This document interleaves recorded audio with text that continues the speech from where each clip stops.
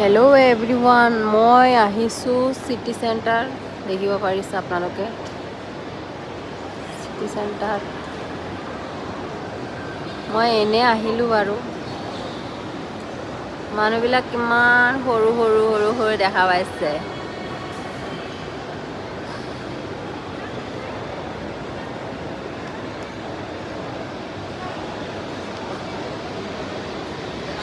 আৰু মই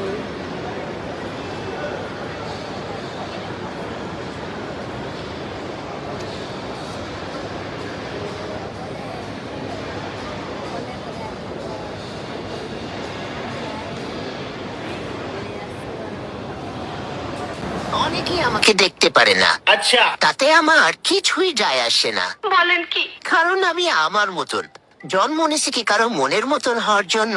বোঝো না এই ব্যাপারটা? অনেকেই আমাকে দেখতে পারে না, আচ্ছা।